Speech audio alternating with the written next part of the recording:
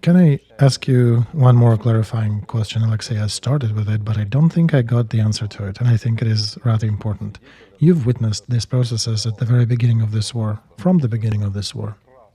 Tell us, please, was there at least once a demand from the Western politicians and Western partners to close Ukraine's borders and to not let our citizens leave the country? No, never. Everybody was shocked, and they were asking and still asking us, why are you doing it? For them, this is limitation for freedom of movement for our citizens. This is attacking the families. That's what they're commenting. They're saying that those people who have compiled this document from Ukraine to EU are definitely not stupid people. Perhaps Irina Mudrya, who came from the VP of Minister of Justice position to this office, they clearly understand what lawsuits can Ukrainians file in this situation.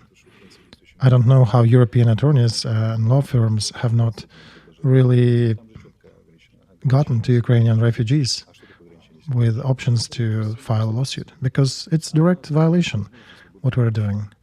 You limit the right to have family by limiting the movement of your citizens across the border. And Ukrainians, for that only, can sue their country and win significant amounts of money. The government finally figured that out, and when they were getting ready to discontinue consulate services for certain groups of people, they decided to leave that part of agreement, to leave themselves from it, to exit, and they tried to fix it. But in my view, this is a crime, and not only in my view. This is a crime against the family, against the rights of citizens. And Europeans do understand that Ukrainians can turn to court with this matter, and they very likely will prevail.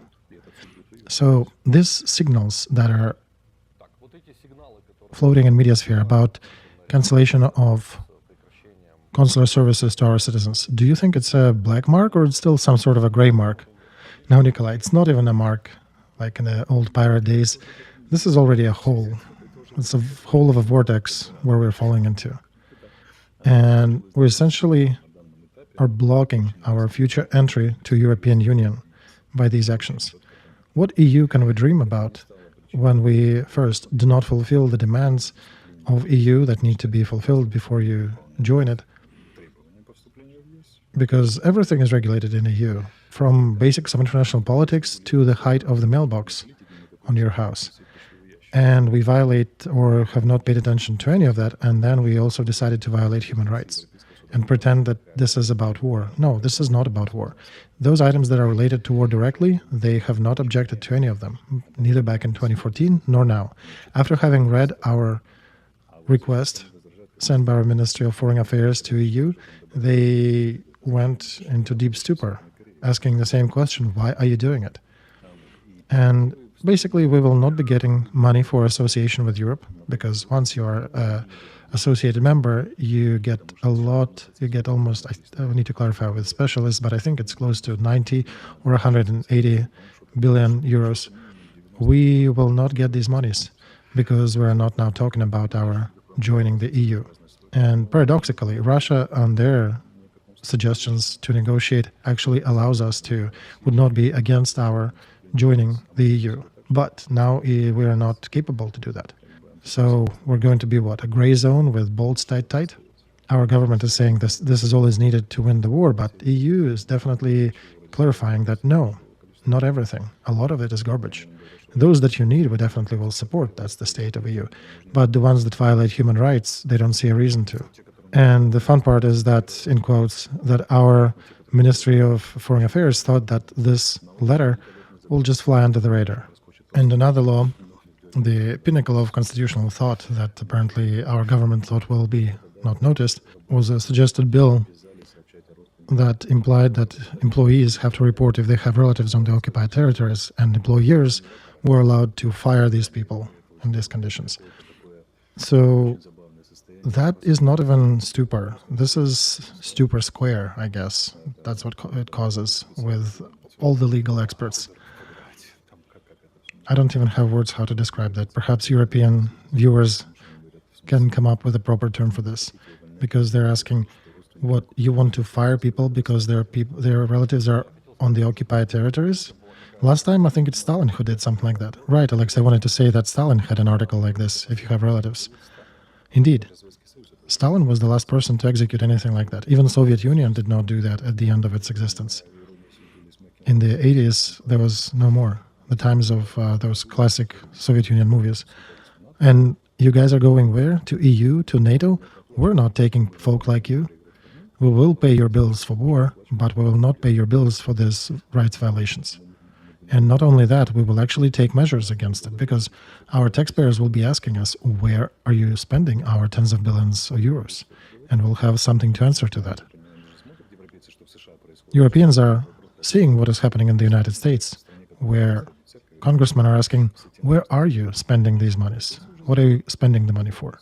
So Europeans are already precautionary, putting the questions and the additional audit items into their aid. All right, so about Poland, another illustrative moment that Ukraine was fighting for many months to deblockade key block posts on the border with Poland that were mostly provoked by Ukraine, the closure of which. So we've been either heroically fighting or pretending that we're doing something to deblockade that, and finally they have been deblocked. And apparently we have another news that our drafting committee serves like a welcoming committee essentially for all the truck drivers who return to Ukraine. They're basically recruiting them to the military. So we're giving a strong signal to these people on the shoulders of whom a rather big part of our economy is standing on. We're giving them a strong signal, do not come back to Ukraine, because otherwise you'll be victims of this non-limited action by recruitment offices. So as I see it, we are shooting ourselves in the foot, all our logistic chains and the like. Right, indeed, Nikolai. Truck drivers is a very sought-after people in the West. That profession has a rather high salary and is in good esteem by employers, but they have deficit of drivers. Back in my Soviet childhood, and apologize for almost violating the law about de-Sovietization and decommunization by telling stories from my communist childhood, there was a rather dirty anecdote about one guy sitting with his male genitalia on the tracks, having a heavy hammer in his one hand, lifted up high, and there's also a train coming. And he was asked, why is he doing that? And he answered in an expletive, describing the situation in his life. But I think we have just exceeded that situation, because we also have added another person near the gentleman who would also be, I don't know, taking scissors and chopping everything off as well. This is how we administer our country. This is how we mobilize people. And I have somebody using a word in the comments, FUBAR, or I'm trying to look for a better word for that, but yeah, it's still puzzling for me. How and why am I still surprised at some things, and why some things do not even surprise me? All right, and with all this, Alexey, let me clarify one more thing. In your opinion, all these actions, do you think they can lead to discontinuation of European aid, or what Stoltenberg was promising us? Is Ukraine as some sort of a hostage of President Zelensky? I would allow myself such a comparison. Perhaps it's incorrect, but that's kind of what's on the tip of my tongue. Listen, as they say, it was not me who said the phrase, right? I don't know if a hostage would be the right word. Maybe dictatorship is also too strong of a word. But the problem is that these words are being pronounced not by us, but by people making decisions. Because one thing is you and me, we speak here and we close shop and go to sleep.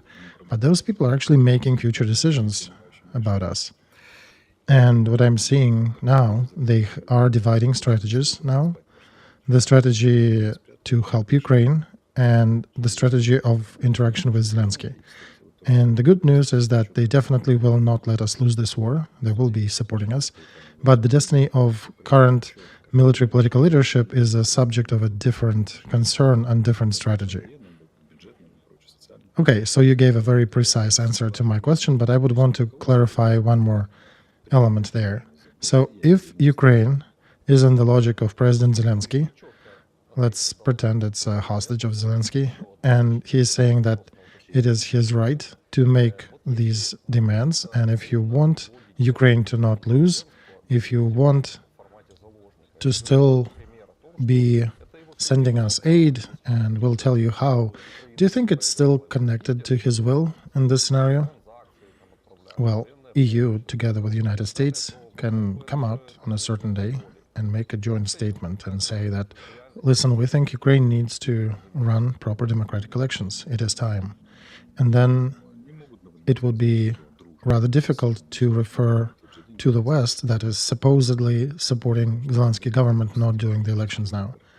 And then it will have issues describing it for the internal audience, why we're ignoring their appeal to conduct elections and yet demanding the aid that we need to fight the war.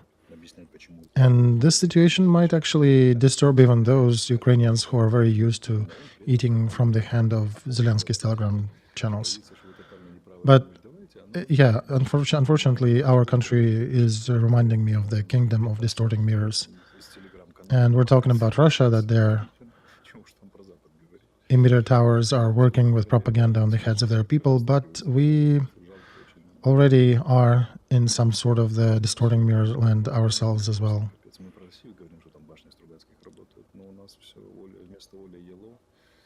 So with this, Alexey, it also bumps in the organizational necessity to actually conduct mobilization, to actually do some certain actions in order to provide for the troops, in order to win a war. Nikolai, exec commanders from the front are asking the same question. Imagine I got this drafted by force person to my front line. He puts his knife in the ground and says, I'm not going to fight. Where will be that mobilization committee? Where is Department of Justice that they all were used to hunt him down? But where are they on the front? Why do I need these people on the front? Because I still need to dress him, to feed him, to pay him for his presence, even though he doesn't want to fight on the front trench. Right? One thing is if the person left detachment, that's one thing. And that's a whole other process. By the way, speaking of, we are currently processing only 15,000 deserter cases, according to official data, and we officially have already heard at least 100,000 people who left their troops. So this doesn't quite look like a successful passing of mobilization exam. And I'm not even talking about the brave path and expedition towards EU and NATO that is, by the way, written into our constitution. And speaking of our recent encroachments on human rights and citizens' rights, it doesn't quite look like we are even going in the direction of Europe, their values. And if you ask oneself, what does it look like? One can start pulling up examples from recent history, North Korea, Stalin's USSR, Putin's Russia, and somewhere in that triangle, as we said before, as a blind moose in the burning forest, our government strategy is running between these lights with a slogan that we're running forward and the destiny is guiding us. That's the only comparison I can bring here. This is not mistakes. This is already the fallout from those mistakes. Okay, with that possible direction of events unfolding, what would be the most optimistic scenario for Ukraine? Optimistic? Well, let's turn the lever to a different direction. So we are somewhat lucky with this foe that we have. They are not too bright. They are getting somebody smart on the operative level, as we can see, but generally they're pretty dumb. And it takes them forever to accumulate enough resources, so they are promising to have something by autumn. That's when they'll emphasize their counteroffensive effort, and by that time we likely will have some people in the trenches. Probably some of them will not refuse, they will still be fighting and will be shooting, maybe with their eyes closed, but there'll be ones who actually might turn into good fighters too. and hopefully we'll get some additional support from the West. We will get F-16s this year. The question is whether will they have long-range air-to-air or air-to-ground missiles, but one way or another we will stop their counteroffensive, even though they may take a couple towns. So when in November all this bloodbath is over, the question would be, what next? So Ukrainians went to the counteroffensive, didn't work out. Russians went for counteroffensive, didn't work out for them as well. How much more do you guys want to continue doing it for? Can you mobilize 300,000 more next year? And are you sure that you'll get another support package from the United States? Because Trump recently made a statement, when I become a president, I'll make sure that Europe will pay more than we do, because we are further removed from all that problem, and Europe is the first group of countries that need to be concerned and need to be helping most. And Russian concern would be their equipment, because they're really slow in refitting or bringing new tanks or new armored vehicles to the front. And for us, the main concern would be people. And of course, we cannot cease our actions now. We cannot come to some ceasefire agreement with Russians at the moment. Of course, we're Slavic people. We need to fight till the blood. So we will likely fight for another few months, and we'll have tens of thousands more dead people on both sides. The front maybe would have moved by 100 yards altogether, and there won't be any serious perspective. What next? I kind of having a deja vu here, Alexey. We've seen it last year. Right, so European planning, it is based years ahead, right? They have scenarios for several years ahead. And they have a scenario where they're not letting Ukraine lose. Okay, so they're not letting us lose. What next? The just world, according to the peace formula, Switzerland, beginning of June? Right, especially from those people who are limiting the rights of their citizens. They're fantastic speakers for that freedom forum.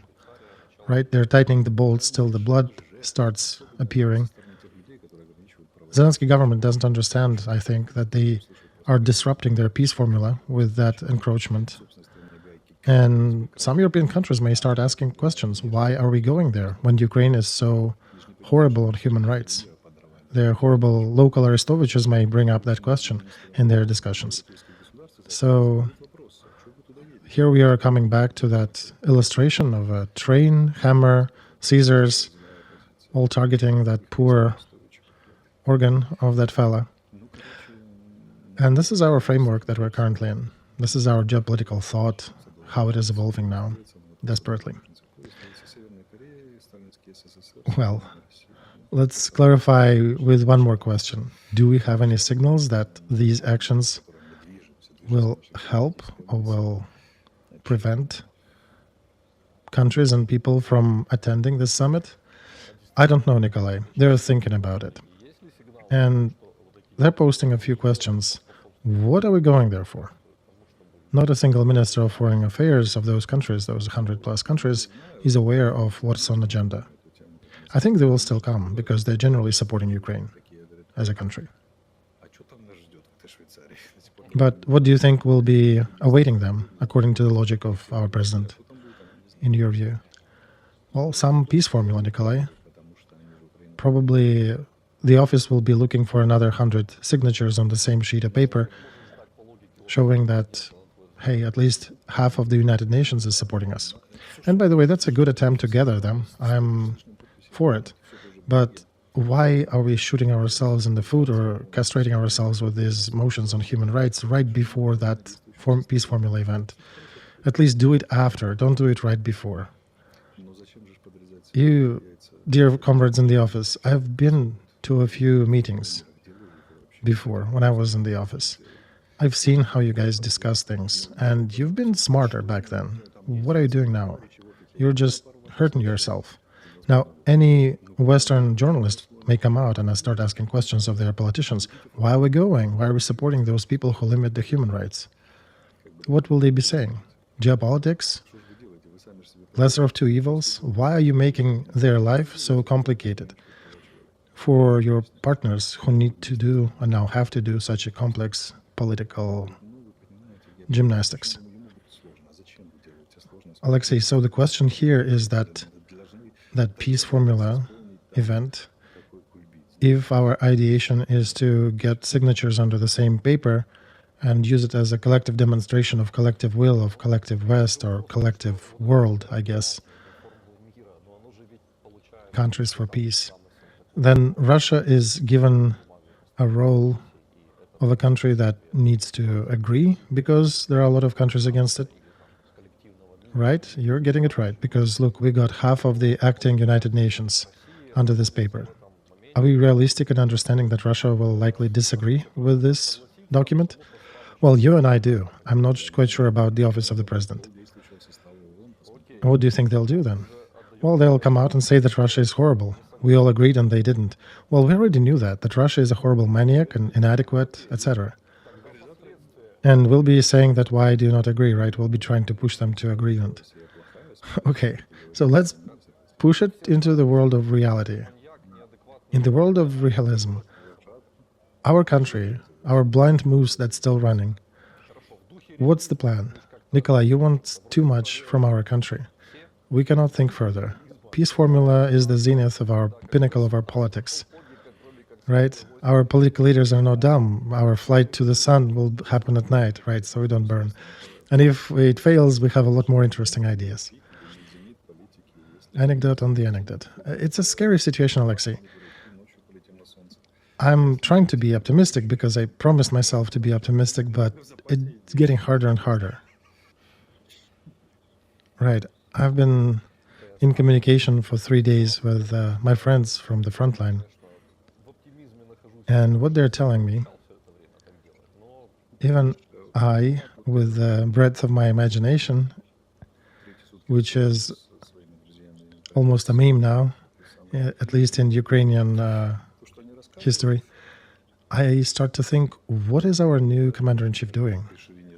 And wasn't his appointment, how should I phrase it delicately, a mistake, perhaps? I've read some posts, Alexey, and maybe those are bots. I cannot claim the truth here, but I see hundreds of comments under them. Bring back Valery Zaluzhny and all that. And I'm trying to remember the formal reason for his removal. There was a plan for war, the lack thereof.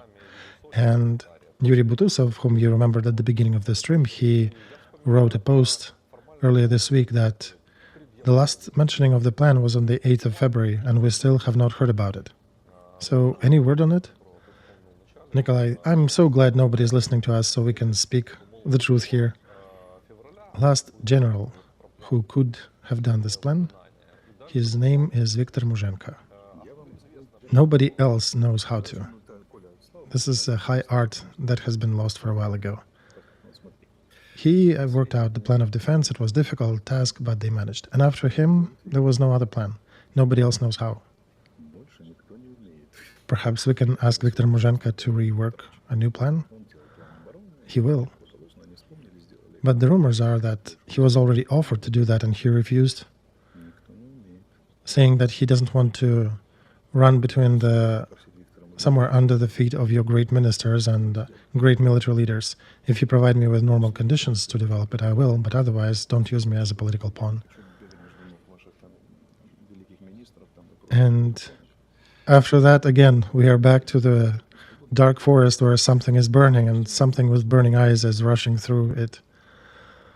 So the plan was announced bravely, but Yuri is asking right questions. Where? And does it look like a plan, what is happening now on the front for the last 3 months? And does the president appreciate it? And I have the same question. Do you guys like what's happening up there in the office?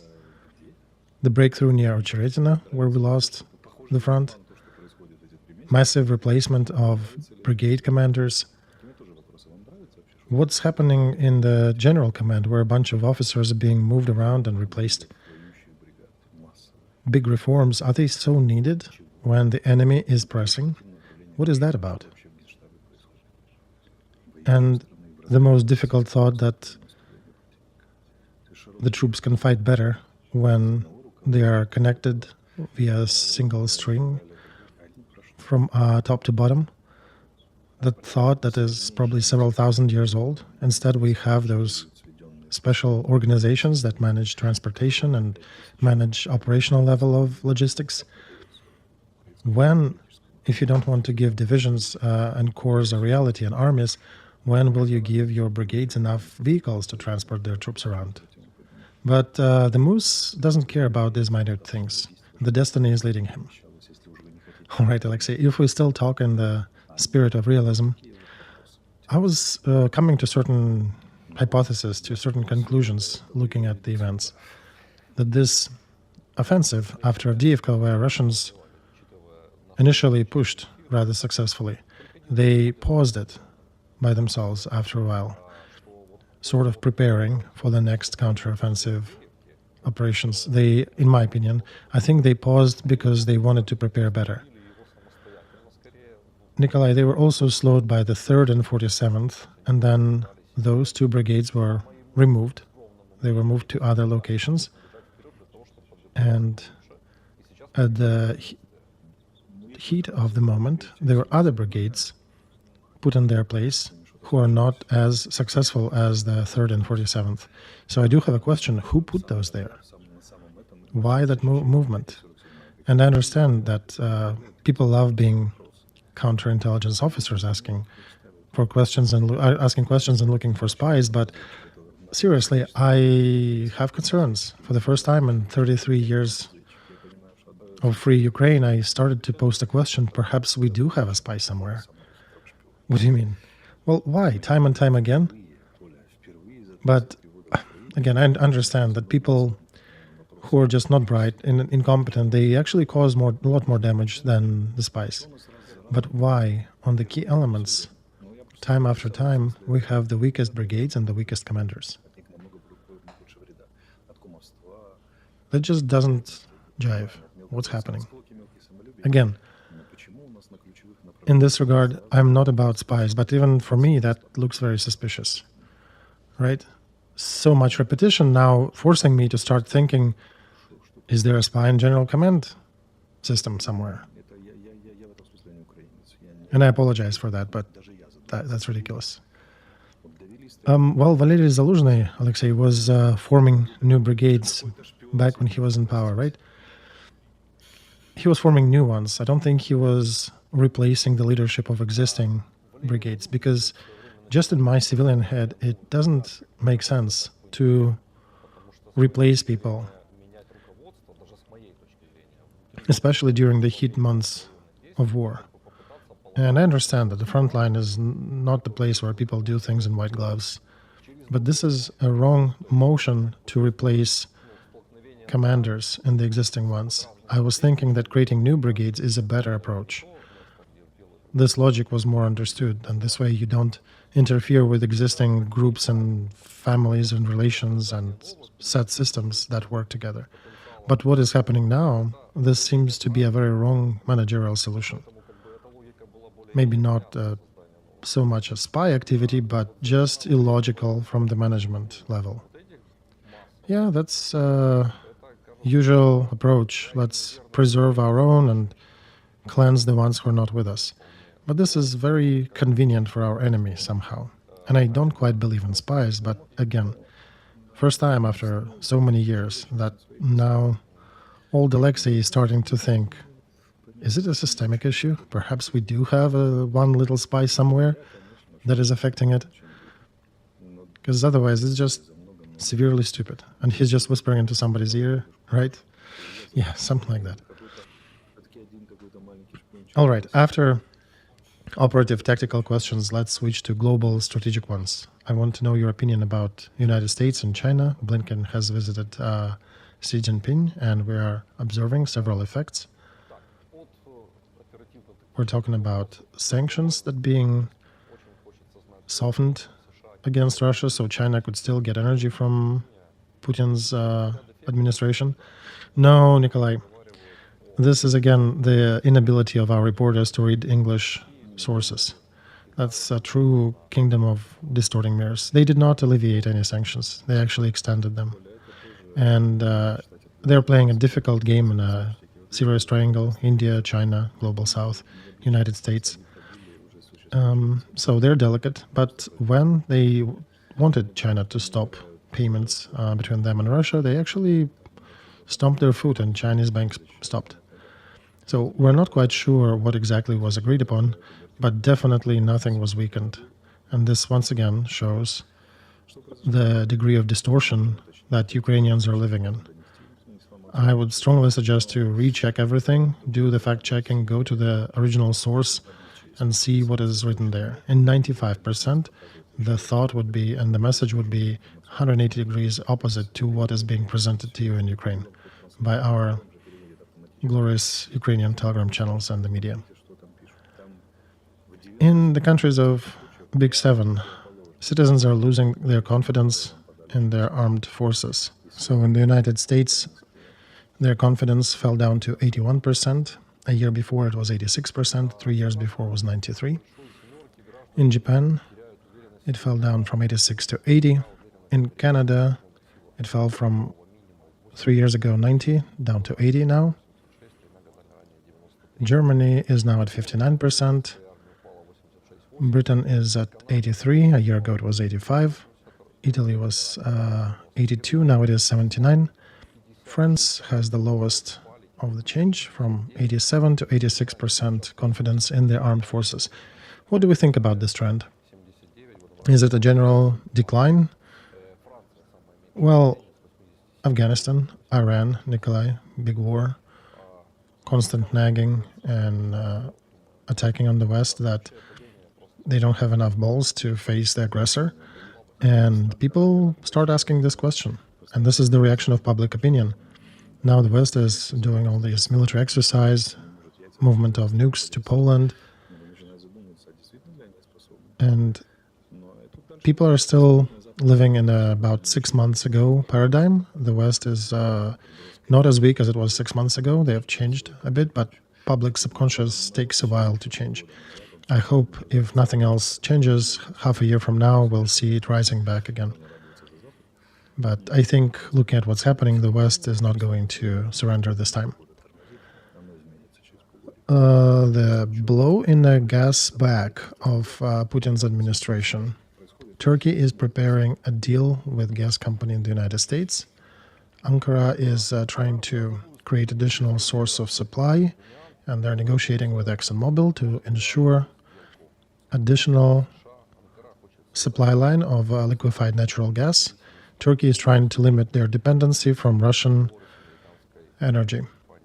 Financial Times was printing about that last week, and Ministry of Energy of Turkey made a statement that negotiations are going on the backdrop of bettering the relations between the United States and Turkey after Turkey changed their mind about not letting Sweden to join the NATO. So that's a whole conglomerate in the Middle East that's changing. Israel, I also want you to comment about. But this first, potential betterment of relations between Turkey and Washington against, one can say, Russian Federation. Would it be a correct way to look at it, that this is a knife in the back of Putin's Russia? To some degree it is, because Turkey was definitely dependent on gas supply from Russia, and it is difficult to continue doing that. Their lira is also in rather high inflation phase now, so they're looking for ways to smooth their riding in times of tumultuous oil and gas prices. And something happened, right? They did meet about something, Putin and Erdogan, and Putin withdrew his troops from Nagorno-Karabakh, by the way. So Turkey had taken an interesting constructive position in regards to the West, and now they're taking a bit more neutral position towards Russia.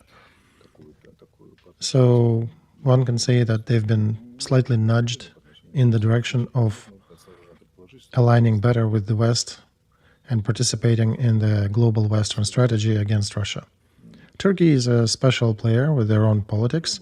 They'll never fully denounce their relations with Russia. They'll be balancing, but one cannot say that they're a friend of Russia. They're definitely exploiting Russia to a degree they can. And of course, when you're milking somebody, you become dependent upon them too. So this is a normal planning activity to diversify your strategic energy supplies. And the countries that failed to do that, like Germans did not, rather, they face serious issues later. So Turks are learning on other countries' mistakes, I think. All right, what about Israel? We know that Turkey generally is supportive of Hamas against Israel, and I think they even received a delegation from Hamas in Turkey. But this new motion against Netanyahu, with a desire to send some decision of the International Criminal Court Israel's way. Well, there are a lot of things here, Nikolai. Israel had failed information war horribly. They've been fighting in Gaza for about 6 months, and they haven't prevailed in the information area. Israel had produced miracles of care fighting in Gaza. If you calculate battle coefficients of killed civilians versus the other use of bombs during the 20th century, these are the lowest. For example, in Mosul, casualties among civilians were twice or thrice higher. But still, it's a lot of multi-unit buildings with a lot of civilians living there, and those 20,000 killed are 20,000 men and women and families who died as a result of this operation. And Israel was entrapped on the 7th of October, basically. But it was a difficult time, difficult decisions. They made several mistakes. They did not let refugees out of the territory. They limited some degree of aid, humanitarian aid into the area. And then they started this campaign the way they did. And they definitely were not strong on the information front. I back then said this is a sophisticated trap for Israel. And Americans actually sanctioned one of the battalions, one of the Israeli battalions that hit some civilian targets by mistake. Old-timers cannot remember anything like that happening before, an Israeli battalion being sanctioned. And one battalion is okay, but, they could sanction the whole army. Do you know, by the way, that Israeli generals cannot really travel freely because European countries often want to arrest them? Yeah, that's an old story. So now Netanyahu is in a very catastrophically uncomfortable situation. The main thing is he afforded for that situation to happen on the 7th, right? That happened under his rule. He wasn't really liked as a PM, and all these torture and civilian deaths that happened on the 7th of October, that was a deep shock. Second, he, much later than needed, and looking at Americans and others, started this operation. The operation was going too slow. Fourth, it still hasn't finished. Rafah is still not stormed. He hasn't given the order to storm the last town in the south of Gaza. But there are a lot of civilians there, right? And Americans are categorically against it. The whole world is now pushing back on that, and they don't have enough international support that would allow them to conduct this operation. The backdrop on the international arena is very negative, and they'll probably be judged even harsher if they carry it out. Not even talking about Hezbollah and other direct risks. So they're in a very difficult trap. If they don't do Rafah operation, they'll formally lose the war to Hamas. It doesn't matter how much of them they destroyed, it still means that Hamas was not eliminated. That means they have won. And if they do it, they will be judged, and there'll be attempts at prosecuting them by society at large, and at first of all, the pushback from Biden administration. And here Netanyahu is facing a possible threat of criminal court in Hague, which also doesn't help. And he is also not liked in Israel as well. So there is also a combination of internal and external pressures. And he literally, in quotes, played himself into a very difficult situation. Israel as a country and Netanyahu personally, how they will find a solution to that, this is a difficult one. And here it's like in that proverb, execute, cannot give mercy. Pick where you put the comma or a dot. They are still undecisive about destroying Hamas, even though they blew through all the terms that they put on this operation first. And comparing situation with Israel, Israel is facing huge external pressure. We definitely have a lot of our own mistakes. We don't have that pressure from outside. We only have one enemy in Russia, but the rest are mistakes of our administration internally here.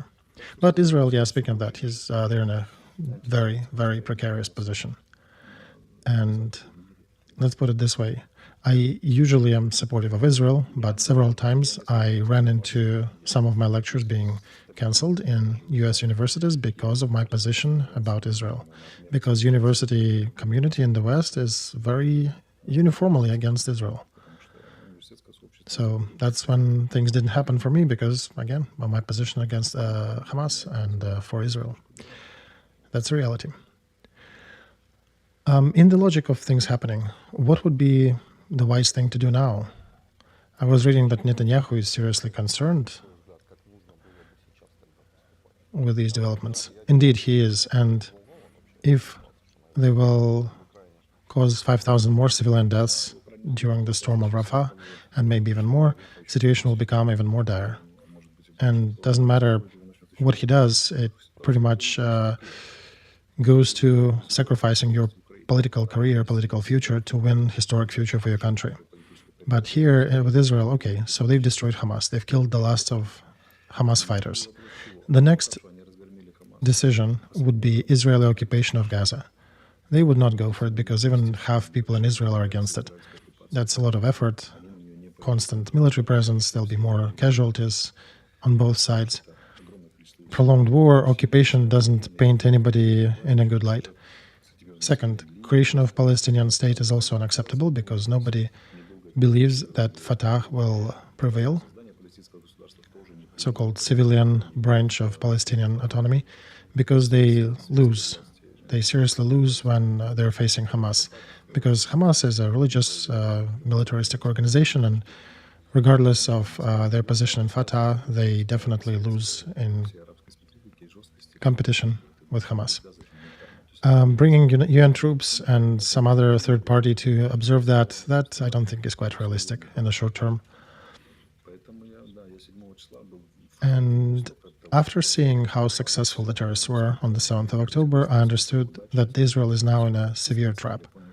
And now they need to make a decision, which of the two worst decisions they need to take, despite everything, finish off Hamas or do not finish Hamas. But in this case, they will get the lost war. And the problem is that at the beginning, they put two mutually exclusive goals: to liberate hostages and to destroy Hamas. These tasks are in juxtaposition with each other. But right now, they have not returned the hostages who are still dying, who are still being kept, and Hamas is still rather active. So they need to choose. They need to sacrifice one over another. And Netanyahu is in a historic, biblical situation of his personal history and Israeli history at large. He needs to continue this war to the end, understanding that he will be evading the international prosecution for the rest of his life. He can stay in Israel because he can't really go anywhere after that.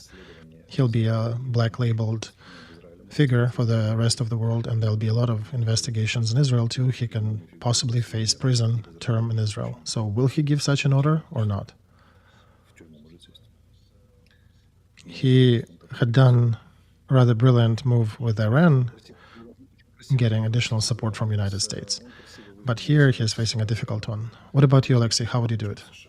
I would finish Hamas. I would sacrifice my own future, but first of all, you probably won't have another window like that. This is a window of opportunity.